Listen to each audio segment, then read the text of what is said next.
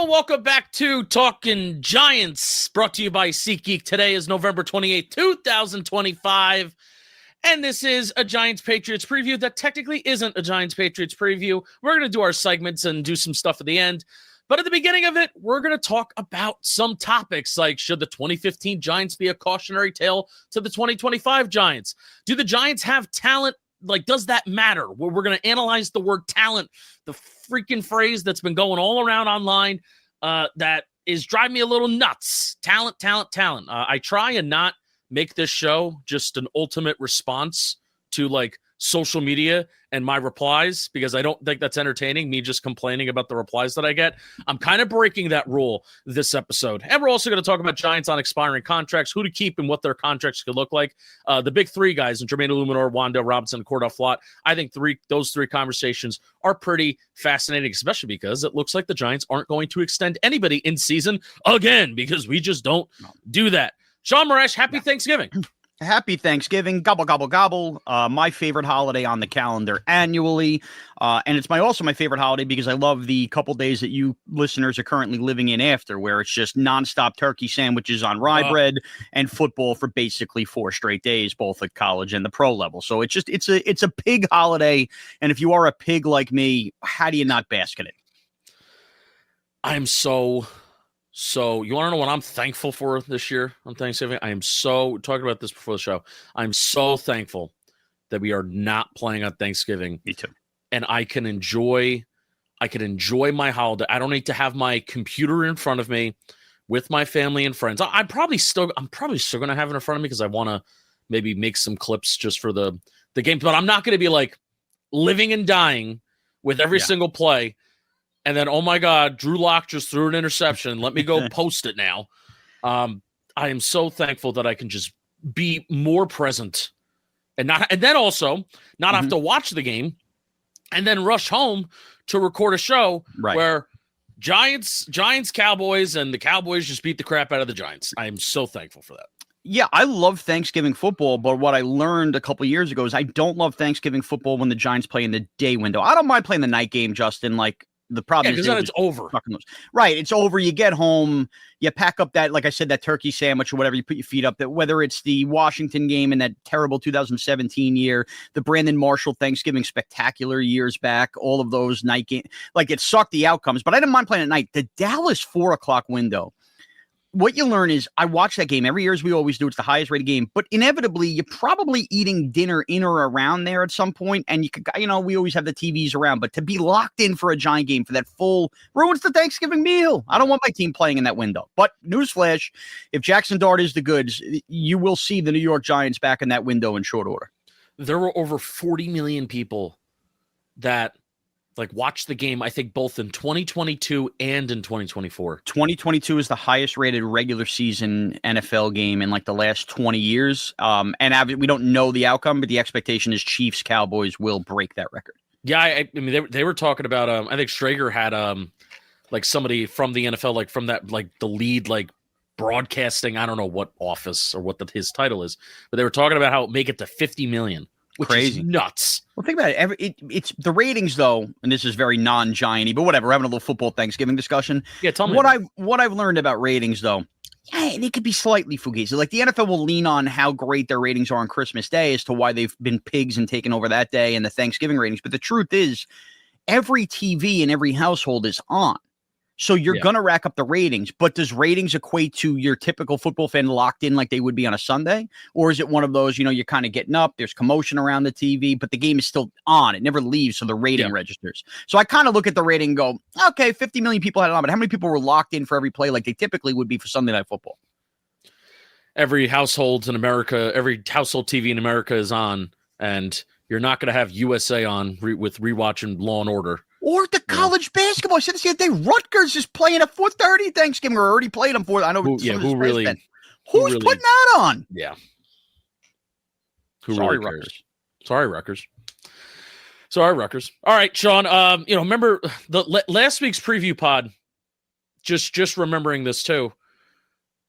We were all talking about Jaxson Dart's back. Yeah, I did a whole thing on how excited I am for him to play, and gave all these stats about how good he is, and dude, I'm not excited about this team. I'm so doom and gloom on this season and their overall direction. But man, am I going to try and enjoy Jaxson Dart for however many games we got left. And then 2 hours into this pod being released, he's ruled out, but he fully practiced. So, I mean, nothing, it wasn't cleared. He's not, declared active yet. So I'm not going to jinx anything. But Sean, I think I'm going to be excited to watch Jaxson Dart come back on Monday night. I am too, and I'm going to be excited to watch Jaxson Dart duel with Drake May, a quarterback that we were very much invested in that draft. So we've seen plenty of Brady and Eli Manning Super Bowls. Maybe this is the first version of a quarterback rivalry. We can only hope that could exist over the next 15 years in the league. That's my optimistic, let's just be hopeful look at this Monday night game. I really was enjoying when the Giants were more relevant and when they won those 2 games. Obviously, the Colts were doing their thing. Drake May's doing his thing, and it was the picture of the Steelers in first place. But Chargers, also just right, the picture of like whether it's Herbert, Drake May, Daniel Jones, Jaxson Dart next to like Phillip Rivers, Peyton Manning, Tom Brady. It's like you can kill the man, but not the idea. Exactly. So I love that. Excited for Jaxson Dart. We'll talk about segments at the end, but I kind of just wanted to say that at the top that I think he's going to play. I hope he's going to play. We sat here last week thinking that he was going to play after being limited participant, but now he's actually fully back at practice. So that's hopefully trending in the right direction in terms of passing that protocol. Real quickly, it should just be noted, last week we found out when he didn't play that the Giants were the ones that held him in a certain phase of the protocol, and a team has a right to do that. So I say it to say they've advanced him, so I would be way more stunned if now they decided to hold him out. Like, it doesn't really make sense. Yeah. Plus, all the stuff we're about to get to, look, the general manager and the interim head coach got to try to put the team in the best position to win football games if they want any semblance of the job they currently have now next year. Whether we think that's going to happen, want it to happen is irrelevant. What they need to have happen is this team to look competent over the last 5 games, and the best way to do that is start back out there. And they're going to win games after the bye, so I think. All right, Sean, but I want to get to these kind of topics. And again, I have tried to not make, I think it's a bad product when podcast hosts, and there's a certain Giants show that is run by in-house Giants state media that does this a lot. And I think it's a horrible product, me personally. Okay. When your entire show is based on Twitter replies and social media talking points, because you want to know what? It's not real. Twitter's not real. Mm-hmm. And don't make your entire show based off of that, because that's probably a portion of what people think. A very small fraction of your audience is the ones on social media chirping. Right. You learn that in media. But this show, it's a little different, because what's on my brain right now is kind of getting a little mad at that loud minority that is in my replies right now. So it all led me to think, analyzing the word talent and how close the Giants are. These are things that a lot of fans are talking about, right? So it led me to, oh my God, I think we're living deja vu with the 2015 New York Giants. Should the 2015 Giants be a cautionary tale to the 2025 Giants? So I'm going to give you a spoiler. Sean told me before the show that he disagrees with. Yeah. And you don't know why I disagree, but I've gone through all your notes. I think I have some fundamental major differences and issues with this thought. All right, well, let me cook for a second. Baby. If you want to stop me, then you stop me. I won't. If you interrupt me. I don't want to give the listeners a shouting match back and forth. I want to be thankful for you, Justin. You cook. I'll try to register the points in my head. Hopefully, I hit them all in what I got to punch back on. I'll cook, babe. You sit on the couch, and I got the turkey. If Paul Schwartz and the Giants brass are going to write about George Young and how he went through multiple GMs, and that was like 40 years ago. Remember, that was like the first thing, like after Dable was fired. Paul Schwartz was like, "Oh, George Young went through multiple head coaches." Ho hum, ho hum. Then I definitely think the 2015 season is in play as a way to justify what should happen, like current actions that should happen. Now, 2015, I was 17 years old at the time, and I fell for that propaganda myself. Man, this team is close. They're 3-8 in one-score games. The fourth quarter collapses that they had leads against. Remember this? The Cowboys, the Falcons, the Saints, the Patriots, and the Jets, and, of course, the Josh Norman OBJ Panthers game where they beat the shit out of each other. That game was tied with less than 2 minutes to go before the Giants' defense allowed a field goal to end the game. That year, the offense was top 10 in scoring and 29th in points per drive allowed on the defensive side. The 2025 Giants, ironically enough, is 29th in points per drive allowed. And since Jaxson Dart has taken over, they have the 10th highest touchdown rate in the National Football League. Their paths feel extremely similar in a way. And in a way, you can argue that the leadership structure feels awfully similar too. Forcing the head coach out and not resolving the core problem of the team and the way that it's structured. Sean, I think the 2015 Giants the tale of the 2015 Giants, if we just fix these couple of things, then everything will get better. And you want to know what? There may have been more justification for that in 2015, since 4 years prior to that, you won your second Super Bowl in 8 years, in a 4 year span, 8 year span. The Giants, moving it now to 2025, should not excuse the mistakes of Joe Schoen because of how close they are in these games, how close they are. Just think of the approach of Joe Schoen as a general manager. 2022, he admitted and defended that it was an offseason where they tried to simply fill as many holes as possible. They were position hunting in the draft, which especially day 2 and day 3 is an awful approach to drafting. You don't fill positions in day 2 and day 3. You find good football players. The 2023 draft is an absolute disaster, and it's up there with some of those awful Jerry Reese drafts. And that was the one draft during Joe Schoen's tenure where he didn't have a top 10 pick to save its perception. 2024 is now looking worse and worse with their 2 top 100 picks outside of Malik Neighbors that were Drew Phillips and Tyler Nubin are having uninspiring year 2s. And the thing that matters most, and I'm going to end it with this, the thing that matters most, Sean, they are 5-24 over the last 2 seasons. They are 11-35 over the last 3 years. They are 6-18 in the months of September and October. Each year, they've been 2-6 over the last 3 years. 3 years. They have 6 wins combined the last 3 years in September and October. They don't win. They don't get results. At this point, it shouldn't matter how close they are. The 2015 Giants were close too. They made actions to set them up for short-term success without addressing the key problems still present as to why they were so bad to begin with. Yet again, the 2015 Giants found a way to win 6 games, and Joe Schoen's Giants have 6 wins in their last 30 games. Yeah, okay. So this is where I will... I agree on the premise of being scared at the idea of the Giants just want to patch some things up. The pure basis of the argument I get.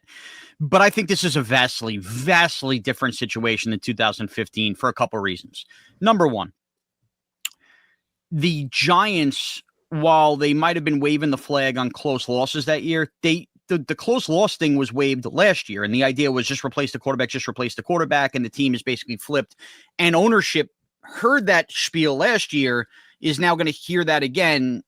You know, eventually you are what you are, and they love leaning on the past. Bill Parcells is the classic, you are what your record says you are. Yes. It's twice like that. I don't think if they retain Joe Schoen, it's because they feel like the games were close. I think ownership is tired of hearing that.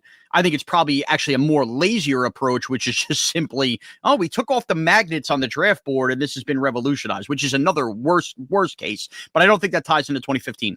You also were showing Tom Coughlin the door. You didn't really have a true head coaching search because you knew you were promoting Ben McAdoo. This feels like, whether we like the early names or not, a real head coaching search where they're not just handing a job to Mike Kafka, even though he's interim right now. So I think that's a different way to look at 15-16. And also the Giants' failure to acknowledge and admit that Eli Manning was on the downswing of his career.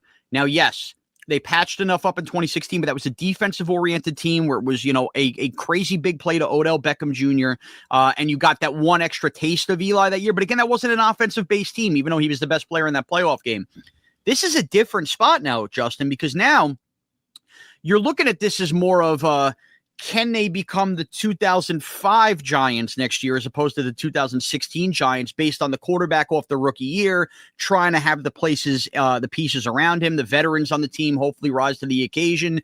I think your quarterback clock makes this vehemently different than the offseason that was 2015 to 2016 as opposed to earlier. I think that the Giants understand that if they go spend a bunch of money this offseason, next offseason, it's also what they're supposed to do with a rookie quarterback on a young contract and less about, let's just throw Band-Aids because these were close losses. Now, the truth is they have had close losses. We'll get into the talent. I do think they have more talent than we realize based on record, but I also think we don't have as much as the people on the high end believe we do when they point to the close losses. The truth is, and the Giants need to have smart enough football people to realize this, the majority of the league loses close games. The majority of the league lives between 6 and 10 wins every year, and the high-end elite teams go beyond that. The really terrible teams bottom out below that. But all of those games are often decided by one score. Just look at when we do our DraftKings spreads. Why are they, on the most part, 7 here, 6 here, 5 here, 4 here? Because that's where the league lives. So when the Giants try to spin the idea of, well, they lose a lot of close games, no kidding. When you lose games in the NFL, a lot of times they're close games. That is how the league lives. So that is not a calling card to say that you've arrived with talent or you're better. It's just a calling card to say you don't finish games, but you do what the rest of the NFL does, which is you hang around these teams because these are professional athletes. They're not the least talented team in football. They have a long way to go before they're a double-digit win team in football. But I just fundamentally disagree that this is a different coaching search than that changeover. It's a different thing. And you're not trying to cling on to the last legs of Eli Manning here. You're trying to finally just push something forward with a quarterback that you've hit on, which I think makes this clock entirely different for their approach for the offseason.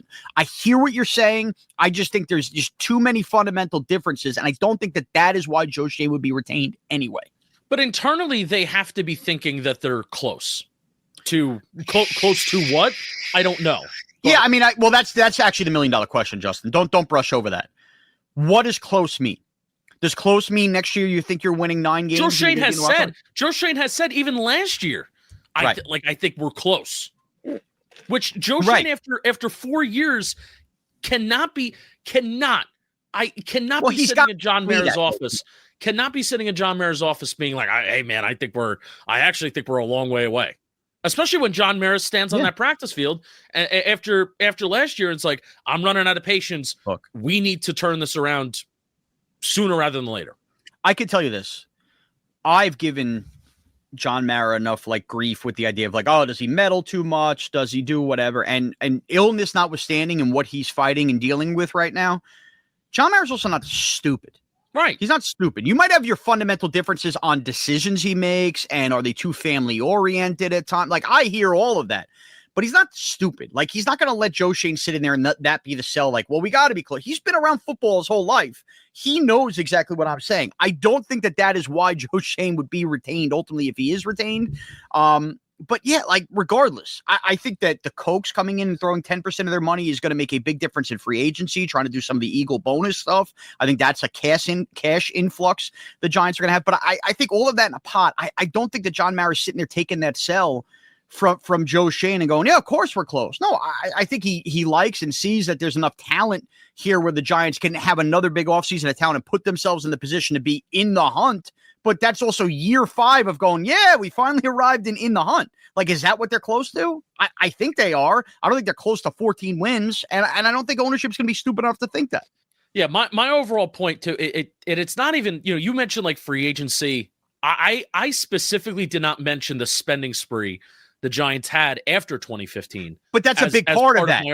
But I don't mind if the Giants go big game hunting this offseason for certain positions, because they should. Because you have Jaxson Dart in his rookie contract. You have Malik Neighbors in his rookie contract. You have Abdul Carter on his rookie contract. And I'm probably even forgetting one other guy that it's beneficial. I think I said Neighbors. Oh, you said Neighbors. Sorry, I missed that. No, but it's beneficial to go after offensive linemen and to go after corner or interior linebacker, maybe some positions that are a little bit harder to find and develop in the draft quick. But if you can get these free agents and then also do my philosophy that I really want to do this offseason is double dip sign an interior offensive lineman for big money, and then maybe even draft a developmental guy with traits like a Marcus Bowe type of player that you get excited about that looks good but is a little raw. And you gotta, but don't thrust him into the starting lineup right away. Same thing with interior off-ball linebacker. Sign a guy for 2-3 years, and then by the time that guy, even if he's a complete failure as a free agent signing, you have the next guy up that can hopefully be ready to take it and run with it. And we're not throwing rookies in and expecting them to start and expecting them to play. So I specifically left out the whole free agency because that approach obviously was wrong. But that approach will work here based on the quarterback. That's the point. This is actually a better way to look at that approach. You don't want to be you never want to be just flat out irresponsible. But they have over $100 million. They have over $100 million right now before they cut people and do whatever this offseason. They have over $100 million in 2027. Yes. Yeah. So obviously the reason we say 2027, they can finagle what they have to finagle in 2026 and structure stuff. As my friend Tiki Barber likes to say, the cap is fungible in that way. Yes. So the only other thing that comes from that is, okay, so this is different than 2016 where you're going to approach the spending. What needs to be realized, I think, with the fan base too, is what you just set up with the draft. The other reason I think this is different from 2015 to 2016 is the general manager's sell on close games is actually going to be more. He's going to try to sell you, even if we disagree on 2 years ago's draft, the idea of, look at what I've been able to stack draft class wise. I'm building a core of a team here. I say that to say, I'm not telling you I agree with that approach. I'm just saying this is going to be his sell. I say that to say he's going to be able to spend a free agent, but just say, look, we buy free agents. He actually leans into what you're saying. I'm going to continue to draft the best players possible. I've gotten used to it. I drafted for need in 2022 and 2023, which he did. And I do think he's gotten away from drafting for need, even if it's best player for need. But why should that be excused? Which it shouldn't be. I'm just telling you what he's going to sell. I'm not believe me, I want Joe Schoen fired. I'm putting you in the room of what is going to be said. And it's going to be more of that stuff as opposed to we're close. Yeah. I also will say, just as an aside, I haven't been able to say this anywhere. I know there's been a lot made of what a failure the free agency class was that Joe Schoen put together while we hyped the draft classes this past year and the money that was spent. And I keep hearing people go nuts about, can you believe they signed Chauncey Golston at that money? And we finally just saw him Sunday. I think we need to leave that one out, Justin, because it ties into what you're saying. That, this is what I'm getting at. When you have the approach of improving your team versus free agency and setting yourself up with depth in your theory to draft best player available, if the if the Jaguars traded up with the Browns there and wanted Abdul Carter instead of Travis Hunter, the Giants aren't taking Abdul Carter, and Chauncey Golston is getting on the field way more when not hurt this year. So I said this, I'm not going to get mad that they gave guaranteed money to Chauncey Golston. It set them up where they had flexibility just to take the best player available. And if it ended up meaning that you spend free agency dollars on a player that plays less, so be it. I need to set myself up where I'm in position in every round to draft the best player. So I'm not going to kick and scream about some of those wasted contracts. Yeah. All right, Sean, I do want to talk about Gymshark. Happy Black Friday. How do you like that? And Gymshark is bringing you a Black Friday sale. It is live right now. Gymshark is the brand for every type of workout, lifting, running, you name it. And you know what? They value rest days. So do I. And they've got fits that are comfortable and look good when you're off the weights at the game or hitting the couch, designed for performance and comfort, whether you're crushing reps or just hanging out. And Gymshark has your back. And if you lift, they'll make your back look good too. Bang, zing for everybody, from the beginner hitting the weights to the weekend warrior squeezing in the lift to your busy schedule. They are the brand, and I mean this. They are the brand to think of when you work out. They've got you covered. Gymshark does gym. If you gym, you wear Gymshark. Head to gymshark.com and use code JOHNBOY10 to get up to 50% site-wide. Hello, with an extra 10% off. Perfect time to grab your gear to slim down or rest up during the off or holiday season. Thank you, Gymshark. I love it. Actually, just my wife last night, what do you want for Christmas? Before we start doing this whole thing, I said, I need a couple new pairs of gym shorts. Bang. Promo code time. Bang. How do you like that? And yes, I hear you laughing, calling me a fat bleep. I hear you as you walk your dog listening to this. I hear you. Walk your dog. You love the accent, don't you? I do. It comes out for me every once in a while too. Sean, another thing that's I'm just going to throw this out there without saying that I'm getting mad at Twitter again, because everybody knows that. I've said it 3 times this episode. Do you think that we as a fan base are forgetting and losing the value of winning and results? Well, I got to ask you, what do you mean by that? Like, we're losing the value. We all want to win. Yes. But I think we are so numb to what's going on right now. 5-24 over the last 2 seasons, 11-35 over the last 3 years. We are 6-18 over the last 3 years in September and October, getting 2 wins each year. Where a lot of people are okay with keeping things status quo because of the talent, and that will transition us to our next topic. But keeping things status quo. But I am at the point where I don't care how close. I don't care what the talent looks like, because the results are still the same, even when they had no talent. Yeah. Okay. So now I hear what you're saying.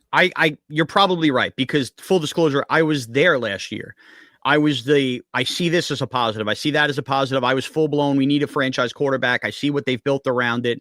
And then it still didn't matter this year. So I'm off that train. I'm sick and tired of hearing about that. Wins do matter. Wins do translate. When you don't win games, a lot of the NFL finds ways to win games. I have Sunday Ticket. I sit there, I watch all these games, and I watch teams that I probably internally don't think at times are as talented as the Giants figure out ways to win.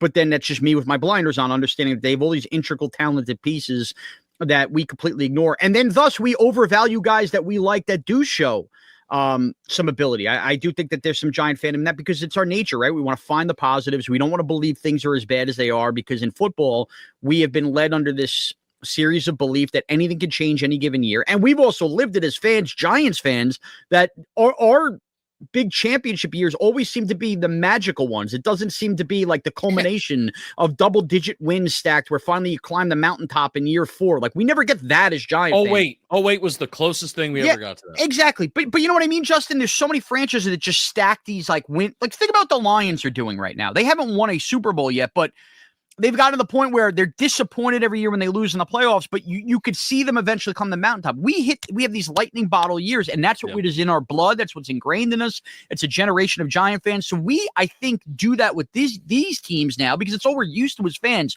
Our success comes like out of nowhere, and we just think that we have enough talent there where any next year could be there. And I think that's where we undervalue the idea of winning. I also think we undervalue the idea of winning when it comes to the players in our own locker room. We always yell and, just lose these games at the end of the year, get the higher draft pick. And by the way, as fans, oftentimes I want to do that. But that stuff wears on these players, man. They're the ones putting their bodies on the line. I had this argument on the Fan earlier in the week, but it was about Dexter Lawrence. And I think Dunleavy, going back, he said something like this to you as well. Just the idea of, Dexter Lawrence has been here for a lot of losing, and we're getting frustrated with him. You don't think as a player, when he goes to work every day and he's dealing with the same Groundhog Day year at the end of the year, it doesn't wear on him mentally to the point where he might second guess? Like, he doesn't want to tank constantly. He wants to win and have fun like the rest of the superstars in the NFL. But we just look at it and we expect him just to go, no, look, everything's fine. Everything's fine. We're going to be fine next year. And we expect the players to act that way too, that's just not reality. It's not. I that's why I was so shocked when Darius Slayton came back. Yeah, I was too. In hindsight, I'm not anymore. The early relationship that he had with this regime, that he was the healthy scratch at the start, and the drops. It felt like he was a player that would have really benefited. Another one of those players that would have benefited from a change of scenery. Yet he came back, and forget his performance as an individual, but just his overall experience with the team and losing. Just so shocked to see that he came back. That's for one of those reasons. So, but Sean, I think ultimately he came back because we thought he got like a hometown discount here, and turns out we probably were going to be the highest bidder on him. And I think that's why he came back. So Sean, I think an inevitable reply that you even gave it a little bit, but you didn't go fully into it, and I appreciate it because you knew that we were going to talk about it. An inevitable reply to my 2015 argument is the 2025 Giants have more talent than what they did in 2015. which is true. Which is very, very true. The Giants do have talented players, and they are even forming into stars. And I was very big on this show talking about the Giants don't have enough stars. They don't have enough stars. Dart has star potential. Neighbors is already a star player. Hopefully he comes back. Burns, even Dexter Lawrence. I'm going to – Scadaboo is a star, I think, more or less because he's very famous right now. He's on his way. I'm not ready to put him in that top 10 top 5 conversation for best running backs in the league yet. Okay, all right, but you don't have to be top 5 to be a star. I think just a touchdown machine in the NFL where fantasy football people love him, and then he has the personality to go with it. I mean, the guy puts points on the board. Yeah, I consider star like, are you top 10? Okay. Are you top 10 in your position? Okay, just a quick aside, Justin, I'll let you continue, because I had this argument with a Jet fan of mine who's like a big Breece Hall fan. And he was talking about how much better Breece is than Scadaboo. And I'm not here to tell you Breece isn't better. All I'm telling you is, are we so sure that after 10 years from now in the NFL, Cam Scadaboo won't have had a better career than Breece Hall in the NFL? I kind of think maybe it's like the white crazy running back thing where, look at this goofy Cam Scadaboo, where I think we don't realize he's as good as he is. Hopefully Cam Scadaboo has a 10-year career in the NFL. Yeah. Well, by the way, he could be retired. I'm just saying, like, in 2035, when you look back, you're right. Oh, sure. I just think, like, there's a portion of people who look at Cam Scadaboo as, like, this crazy gimmick. I don't view him that way. He was awesome in college. I think he's an awesome football player. And it also sucks that he got hurt so quickly and so fast that, like, Sean could be right. I could be right. Which I'm not saying Cam Scadaboo's bad. I'm just not ready to put him into that superstar, ultra star. No, he's not Adrian Peterson, and I understand it. We just haven't seen him, So they have stars, they have good players. You put Dex in there. I think Andrew Thomas is like once again put him in that star category, even though like left tackles, especially on losing team, won't really get that love. Deonte Banks, obviously. But outside of losing games in the fourth quarter, Sean, what is the reason people will point to for losing? Point to for losing? They will point to the hard schedule this year. Or another one. Okay. So the word that starts with an I. We just talked about 2 of those players. Injuries. Injuries. Yeah. And what have the injuries showed? That there is poor depth on this roster. That's what the injuries have shown. Joe Shane has had 4 years to build depth on this roster. Specifically linebacker and corner. Yes. Neighbors goes down. The warts of the wide receiver room he built have been exposed. Yet they still scored points because Dart's awesome, but yes. But the presence of Jalen Hyatt and him being unplayable, even though they've scored points, has lost you games. Mm-hmm. And is one of the reasons why at times the 25 Giants have abandoned 11 personnel for entire drives, for entire games, entire stretches of time. And God forbid you get behind in games like the Saints game and you have to run out of 11 personnel to come from behind, and you can't do it because your receivers suck. Great job of waiting 2.5 months to bring back Isaiah Hodgins. You're right. And already bad defense loses Paulson Adebo, a newly acquired free agent, and the season goes to shit. This regime has had 4 years to build depth and build a complete roster. And it is so far from it. 4 years into this, and the heart and soul of the 2025 Giants rests in the hands, and it rested in the hands of Jaxson Dart and a 4th-round rookie running back. That is a major problem. So sure, they have talent.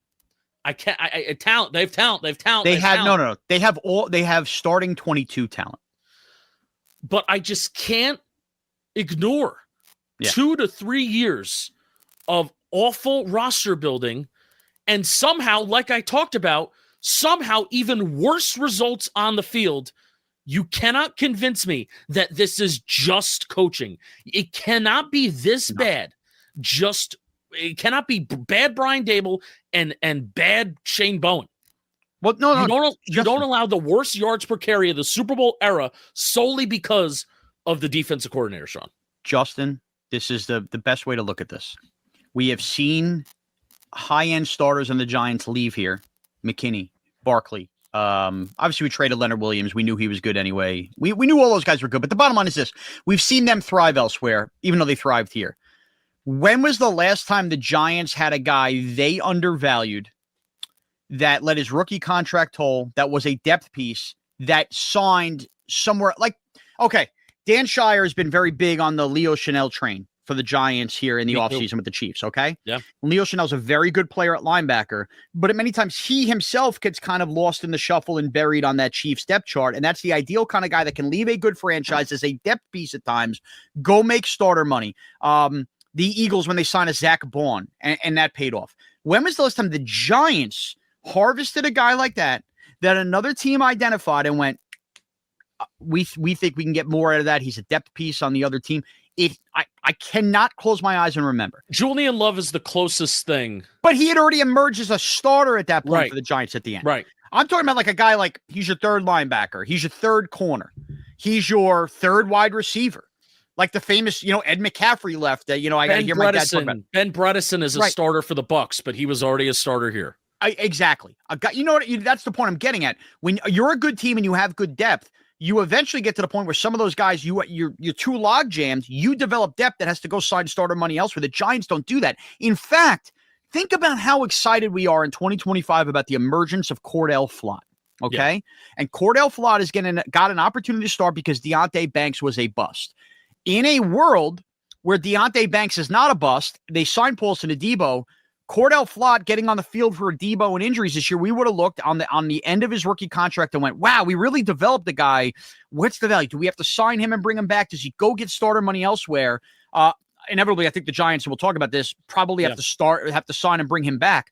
But we're so shocked at the emergence of Cordell Flott this year that were so hesitant to admit he was good. Yeah. Like, think about how many people it took a while to be like, is Cordell Flott a good player now?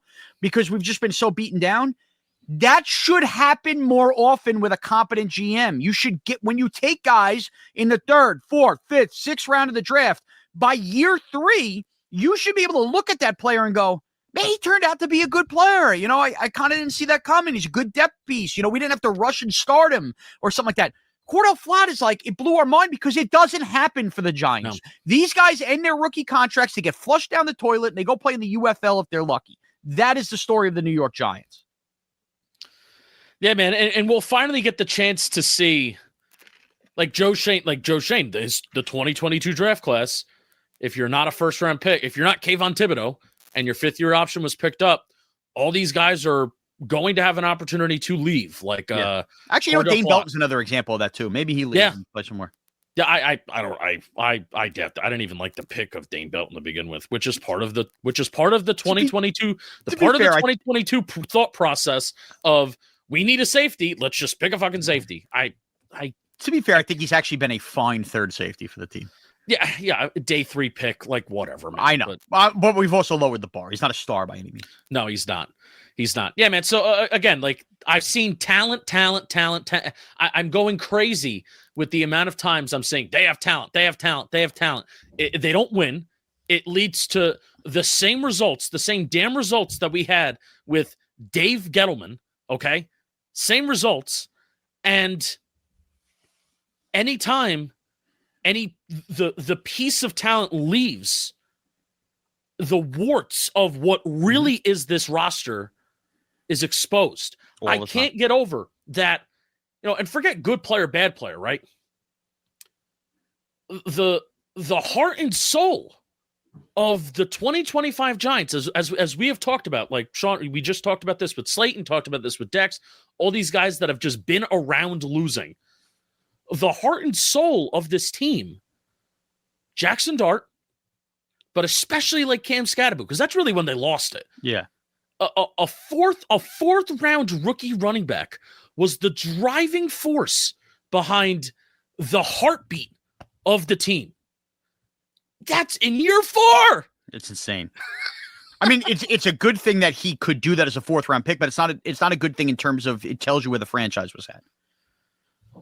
So maybe 4 more years and 4 more years of picking in the top 10, they'll have enough stars and they'll have enough top 10 picks to fully be ready to go and compete. This is actually, when you talk about talent, the perfect time for a new general manager to come in and go, oh, wow, look at these young players that the Giants got the last 2 years.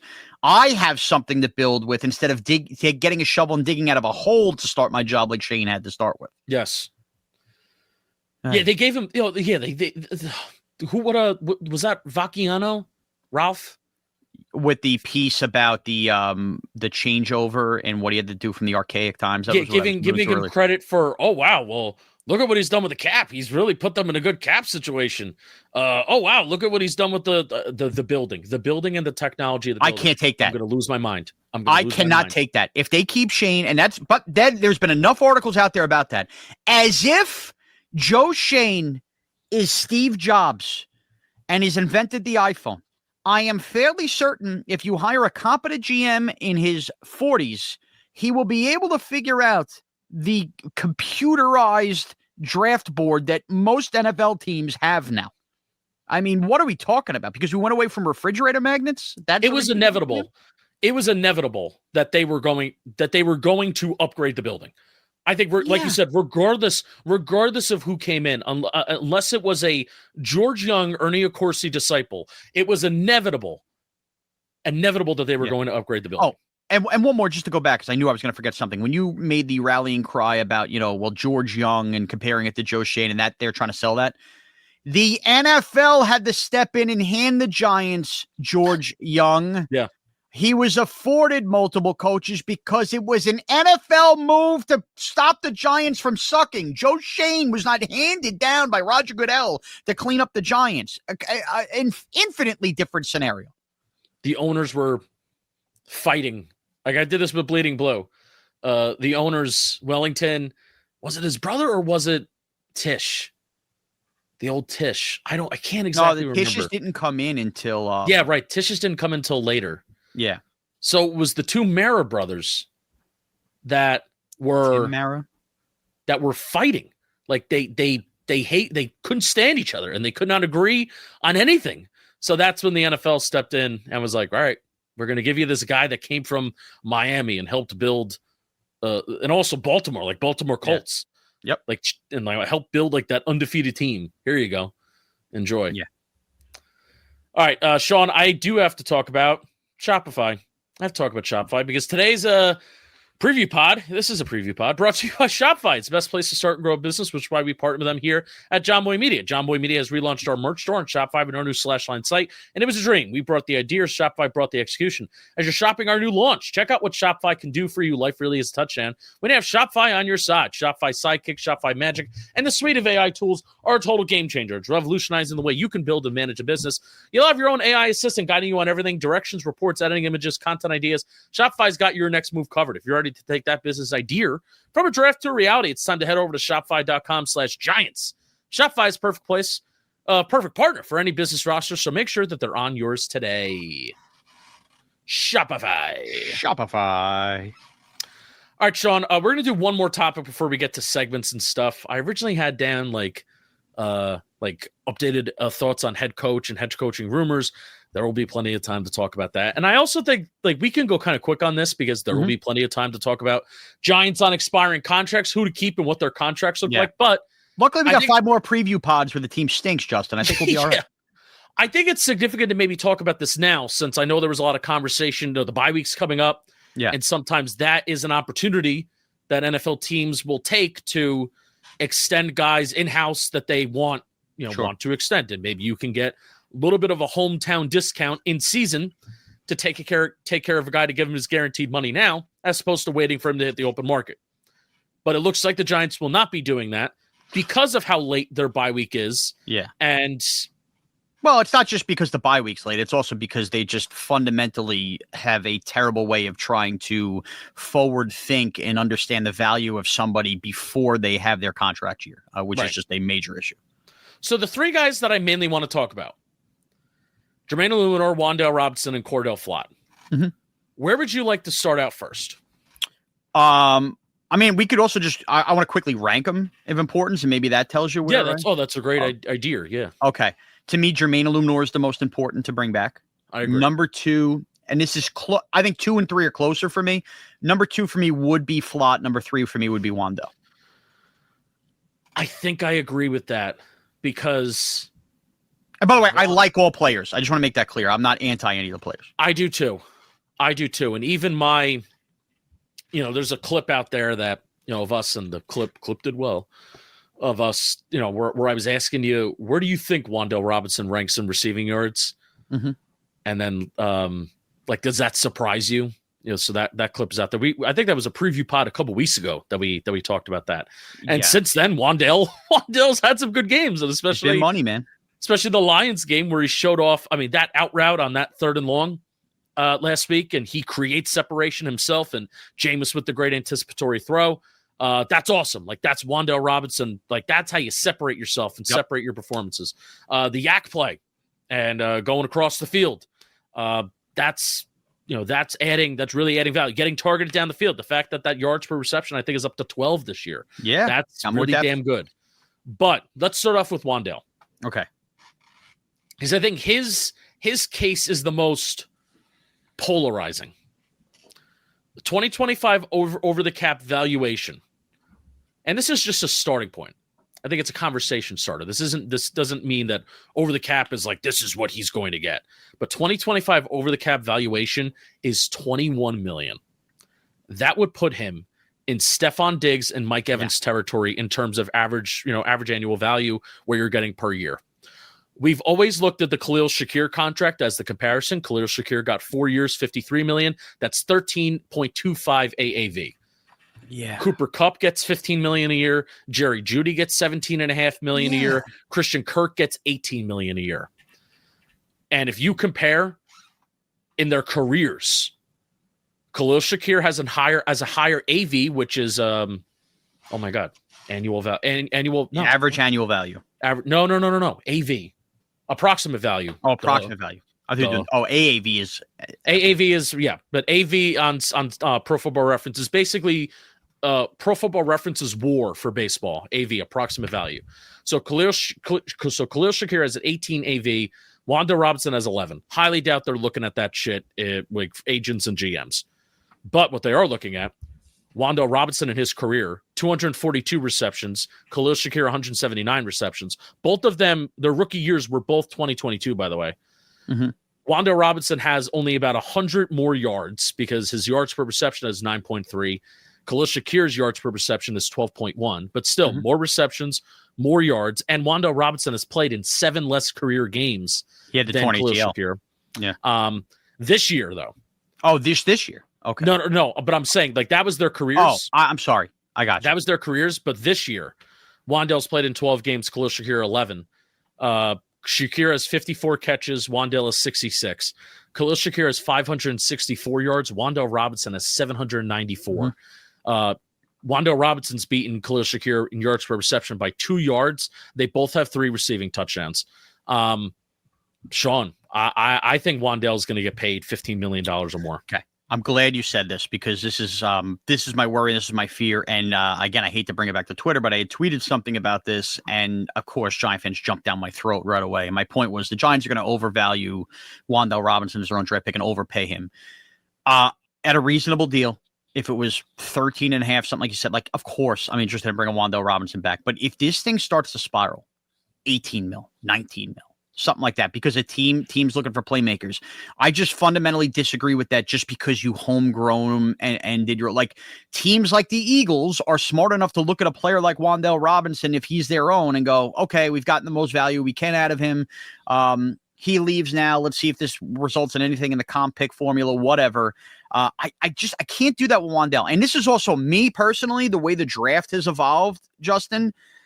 I think wide receiver, outside of the high-end first-round guys, is trending in the direction of the running back. Now, think about it. A lot of kids now are going through the high school process and college process of just, I want to be a wide receiver. I want to catch passes. That's where the money is down the line. Get paid. They get paid. And what has happened, if you've noticed, is there has been a boom of depth in wide receiver in the last couple of years in the draft. Now, not all of those guys are hits. It all depends on the offense. You have to scout, develop, whatever. I just look at a guy in Wan'Dale Robinson with his size, the beating he takes over the middle. Like, I think that's a guy that's not going to age well injury-wise. I mean, he bounces off the turf a million times. Yeah. You have to make that conscious effort on it. You know, of all the cap space you're going to have going forward, where do you want to allot that to? I'm looking to add another big guy on the outside with Neighbors there. And then I think I could continue to kind of throw darts on slot receiver in the draft on days 2 and 3 or bring guys in a little cheaper, some veterans and get by on a year-to-year basis. I'm not looking to pay Wan'Dale Robinson $20 million a year just simply because my heartstrings have been tugged at because he was a successful pick for this team. Yeah, I will agree with you. He is 9th in the NFL in yards right now, receiving yards among wide receivers, and he's also 9th in the NFL in receptions among wide receivers, which is pretty, like, that's crazy, man. And like the Neighbors injury, by the way, the Neighbors injury might have been the worst thing that happened to the Giants in terms of losing Wan'Dale Robinson because of the amount of stats he's been able to rack up without him. Him and his agent are going to look at that and be like, "You're not paying me Khalil Shakir money." Right. We when Khalil Shakir signed that contract, we all looked at each other being like, are we going to pay Wan'Dale $13 million a year? And now we're all looking at each other being like, Wan'Dale, no way in hell he's going to take $13 million a year. Yeah. Will another team value him like that? I don't know, but that is the risk that the Giants are probably going to run by letting Wan'Dale Robinson hit the open market, and then we will see how a team values him. But yeah, I'm with you, man. With his size, some of these throws and catches get so tough with that radius. The catch radius is just so damn small. Khalil Shakir is better after the catch, by the way. There's numbers and an eye test to back that up. I think Shakir's like really good after the catch. I think he's one of the best slot receivers after the catch. Wan'Dale Robinson is okay and decent after the catch. I don't think he is this plus advantage after the catch. I am with you where I would rather lean into signing the cheaper free agent and then drafting the replacement in the draft, because I do agree with you that there is good value with wide receiver in the draft on a year-to-year basis. I did look back at like the 2 or 3 previous drafts. There weren't a bunch of names that were in the slot that just jumped off the page to me outside of like the top 3 rounds. Like, I'm just thinking of like guys that I really liked or like my guys. Sure. And they don't have a 3rd-round pick. I understand that plays into it, but they also could be trading back out of the 1st round and accumulating more picks. Yeah, hopefully. So if we're in a world where Wan'Dale Robinson is getting $15 million a year, he's getting the Cooper Kupp contract, like, I'm not going to hate it because, again, they just have so much money. They have so much flexibility. But do that. It's going to be one of those things. I'm going to be happy when Wan'Dale's re-signed because I like Wan'Dale, the player. But I'm also, like, my realistic brain goes to, that's probably not going to age well. And you're probably going to hinder yourself elsewhere when that is a position where I'm convinced you could find a way, especially with Neighbors coming back and upgrading the other outside, find a way production-wise to be okay. And something that isn't really talked about enough, at least in my opinion, is I love putting Malik Neighbors in the slot. Like, I think that is like, he is so good out of the slot. Like, his numbers this year and even last year, his numbers were really, really good out of the slot. Isaiah Hodgins can play as a big slot too. If you're going to value outside receiver, and if we're going to go into this offseason being like, we need a wide receiver number 2, we can very much live in a world where if you stack those outside wide receivers, I mean, even Slayton, like, for all of his flaws, Slayton in 2022 play 25% of his snaps out of the slot. I feel like he gets a little more scared over the middle now, but I understand. That's a position that I think you can make work. Like, you don't need like this full-time slot receiver. Invest in slot, like, make sure that you have a guy that can play it on a 3rd and 8, and you want to put somebody that's more of a possession guy. Take it seriously, but I do think you can have enough pieces. You mentioned Hodgins. Neighbors can play a lot of his 40%, 35% of his snaps out of the slot, and you can get by. This is the easiest way. I'm just going to sum this up. I know we're getting a little long here with the Wan'Dale stuff. The Giants have so many holes still on the roster. Can you really justify a $20 million a year player out of the slot receiver position when Malik Neighbors is on the team? Can you justify that? That's the easiest way. And if your answer is, yeah, of course you can, I just fundamentally disagree. I think it also depends on if you get this next guy back, and that being Jermaine Illuminor. His 2025 over-the-cap valuation is at $14.5 million. He turns 31 in December in just about 3 weeks. $14.5 million would put him 15th among right tackles, according to over-the-cap in AAV. My question is, would you give Jermaine Illuminor a 3-year, $54 million contract that is an $18 million AAV? Would you do that? I will. And I'm paying a little bit of a tax of being scarred of how bad tackle play has been. And I'm still banking on the fact that Andrew Thomas is suddenly not going to rip off this Iron Man streak the next couple of years. It's just something you got to manage. So that I say that to say, I'm not just going, oh yeah, we have Marcus Bowe and Andrew Thomas, we're fine. Well, then I think you're back in the same problem when Andrew Thomas has another injury again. I'm valuing Jermaine Illuminor and understanding that I want to protect with the two bookend tackles, my franchise quarterback as much as possible. And who knows, man, it probably won't even take that much. Like Spencer Brown of the Bills, who is a really solid right tackle. That's what he's getting right now. It probably won't even take that much knowing his age. And a lot of these guys that sign these big contracts that are closer to 20 million, 15 million, they sign these contracts in like their mid-20s or late 20s, right? Mm-hmm. So I think with Jermaine, you can if it's a 3-year deal, this is not a deal that I would backload. This is a deal that I would try and inevitably you're just going to put more money in that second year no matter what.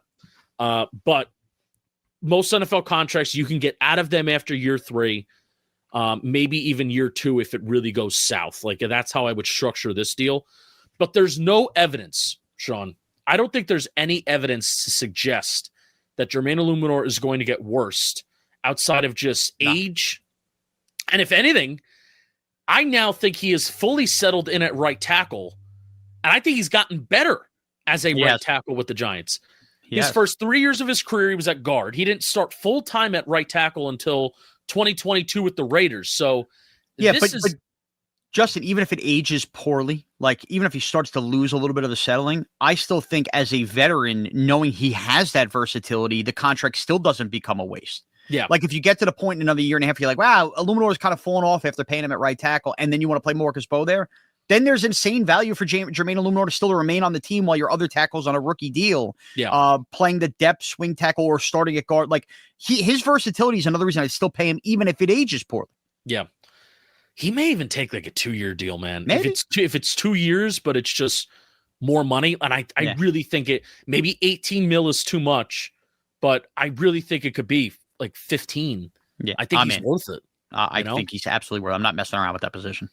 So I hope he's back. I hope they take that seriously. And what Jermaine Illuminor will allow you to do for the next 2 years is you don't have to like draft a tackle, but I think they should. I think they should with maybe even not this year, but maybe even next year. And then you can have that guy. Again, my overall philosophy, if I want to double dip, I want to have somebody there and then somebody behind that is developing, waiting in the folds. And by the time that guy's done, by the time Jermaine Illuminor's done, you have Marcus Bowe and or the next guy that's competing for that job ready to slide in. That's my philosophy. Take the line seriously, and it starts with bringing Jermaine Illuminor back. Agreed. Last guy, Cordell Flott. His over-the-cap valuation is at $14 million. Now, I don't think he's getting that much. I don't think so either. Because DJ Reed got $16 million this offseason with a much better track record and just being a better player. But I do think it's fair. Like Darius Williams from the Rams is a guy that the Giants have been rumored to like in years past. He gets $7.5 million a year. He's also in his 30s. Granted, Cordell Flott being 24 years old, I think that's like money for him. Totally. And metaphorically. And is physical enough in the run game and his frame. I'll be honest with you, Justin. I think that this will be the most unpredictable one we have in terms of the market. Like you might get a team that just parachutes out of nowhere and looks at a 24-year-old corner and go, man, Giants developed this guy. Let's throw money in. But again, you need to take care of this problem if you're the Giants, because corner's still probably going to be a need beyond Cordell Flott. I'm not telling you, I'm not paying him $19 million a year, but this would be one I would work the hardest on probably in the bye week. It probably, even if it is too little too late, of all the three, because you might be able to bait him in going, I don't know. Because I don't know where this is going. I don't know what kind of money he's going to get. He could get a short-term deal where it's more prove it, and that's kind of where his market is. Or maybe you're right, it does explode. But I think there's value in bringing Flott back to this team because you need corners anyway. 3 for $30. Oh, God, sign me up if it's 3 for $30. Yeah, it is because the complicated thing about Flott is He's been in the league for 4 years. Yeah. And he hasn't started. Yeah. But the 1 year that he started, contract year Cordell Flott, it's been awesome. Right. Yeah. And I mean, he's been a shining Christmas ornament, if you will, amongst a pile of crap in the secondary. So that has helped his case too. Yeah, man, I don't know. I like 10 million is my guess. Darius Slay gets 10 million right now as a 34, but he's 34. Gets 10 million from the Steelers right now. Kenny Moore at 30 gets 10 million. Jordan Lewis for the Jags. And I'm okay with paying Flott that, because Flott's the classic. You pay a guy for what you think they're also about to become, as opposed to what they just did. I think he falls into that category, and I'm fine with that. Yeah. Like if Cordell Flott sits there and is like, I think I'm worth more than like all these guys that have been starting for a long time in the NFL. Like, I don't know. You know? Yeah. All right, Sean, segments. Yeah. What a pod. Segments. What a pod, man. What a pod. I do want to give a quick shout out to Nike. Check out our new partnership with them by clicking out our affiliate link in the description to shop some amazing Nike gear. Thank you to Nike. Black Friday. Enjoy it. Segments. None of us really had great weeks last week for the touchdown draft. Sorry to admit. Last week, Sean, you took Devin Singletary, Brock Wright, and David Montgomery. You went over 3. Oh, God. I was trying to remember who my third was. Forgot about Brock Wright. I took Jaxson Dart, who didn't play. Jahmyr Gibbs, who scored twice, but he was minus 280. And Theo Johnson. But didn't we say we were going to count the 2 touchdown price? We are. Oh, okay. So, I got 70 points last week. Okay. Actually, Jahmyr Gibbs scored 3 touchdowns. You should get that price. Did he have a receiving one? Yes, he did. Oh, you know what? What's 35 times 3? 70, 105. 105. You just gave me 35 extra points. Nobody could say I'm not fair. So I, on the season, have 2,410 points, and Sean, you have 1,875 points. Pathetic. But at least I beat you in picks every week. Okay. You do beat me in picks. You didn't have a good... We'll get to that. Sean? I need to start writing down who had the first pick. I had the first pick last week. I have the first pick now. Yep, go ahead. Wandale Robinson, top 5 in touchdown odds for the New York Football Giants. So we will not be taking him. Man, what's Trayvon Henderson has 5 touchdowns, and I guarantee a lot of them are coming within the last couple weeks, but he's the favorite at minus 115. On YouTube, you're seeing it on the screen. Actually, you're not. Actually, I'll put it in post. Okay. I'll put it in post. So you are seeing it on the screen right now. 3, 4, 5. Well, Tyron Tracy's the 5th.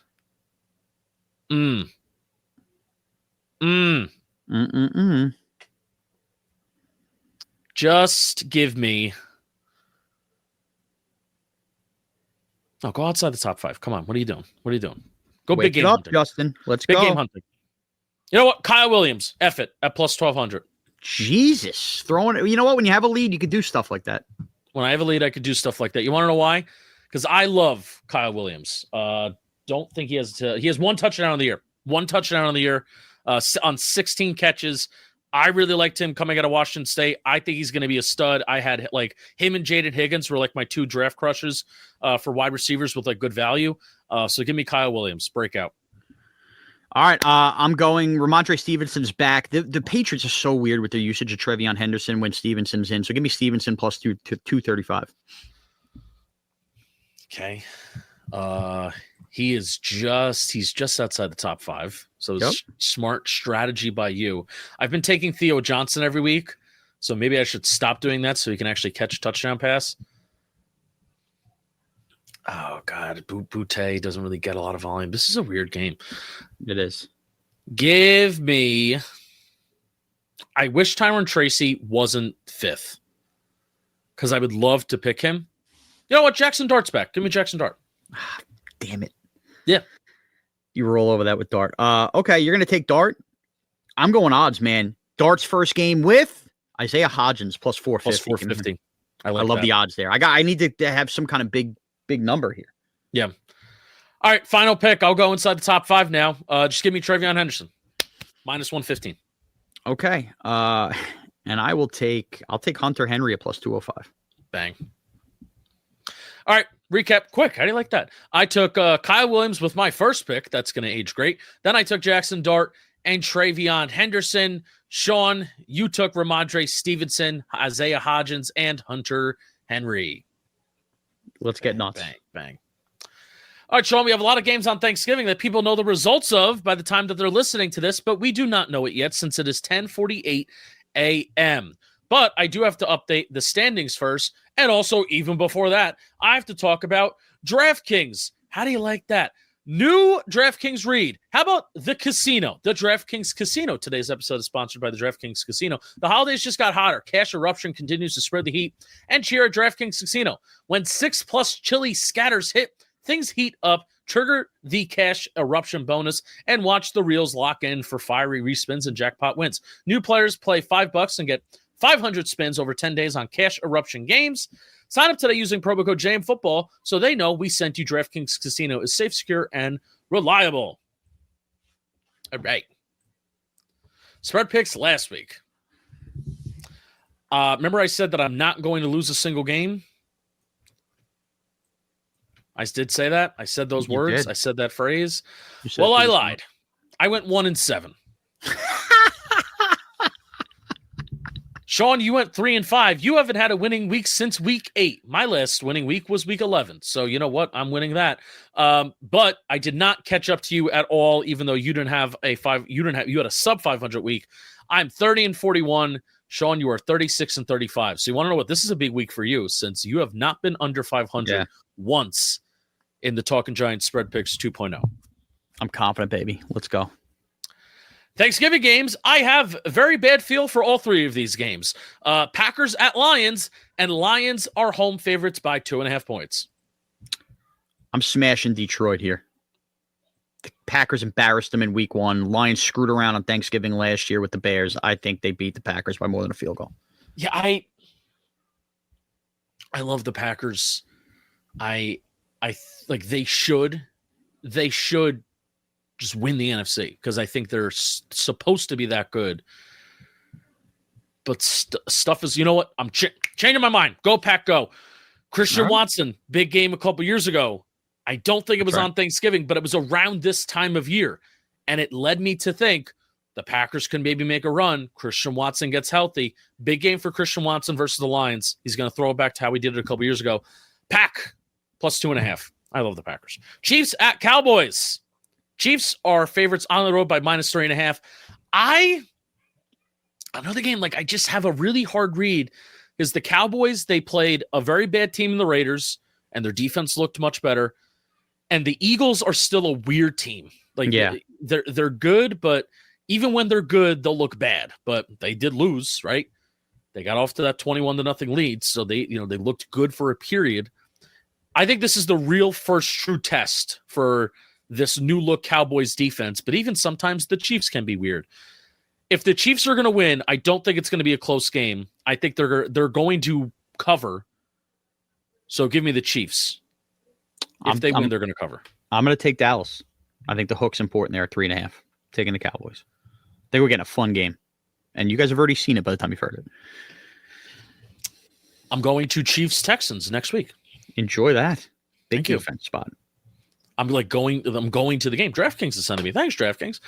Bengals at Ravens. The Ravens are home favorites by 7 points. Sean? Joe Burrow's back. Give me the Bengals to cover. Yeah, I think they cover, right? Big number. Lamar hasn't been like overly awesome recently. I agree. He looks off, and I know the Bengal defense stinks, but I think he gets some Burrow magic. He'll be dialed in. Yeah, I agree. Bengals cover. Black Friday game in Philly. Bears at Eagles, and Eagles by a whole touchdown favorites. Give me the Bears. Give me the Bears to cover. Big spread. Thanks. Feels like a bait pick to take the Bears here. I'm going to take the Eagles to cover, and they get right in this game. Sunday night, because there were so many games. There was 1, 2, 3. I ordered this wrong. No, I don't want to do Sunday night yet. I want to do Texans at Colts because Colts are home favorites by -4.5. They're undefeated at home. Yeah. My favorite game of the week, CJ Stroud's a full participant in practice. I'm taking the Texans +4.5 with their defense to rattle Daniel Jones. Yeah. I'm going opposite. Okay. Colts. Run game too good. There's legit, like Ben Solak put out a video. I didn't actually watch it. So yeah, good. I'm telling you about a video I didn't watch. But Dalton Philly, resident Colts fan, really did like it. And he's like, perfect analysis. And he was talking about how like, okay, this Colts offense is legit. They may be here to stay. We'll see. They're playing a really good defense, divisional game. Got to win it.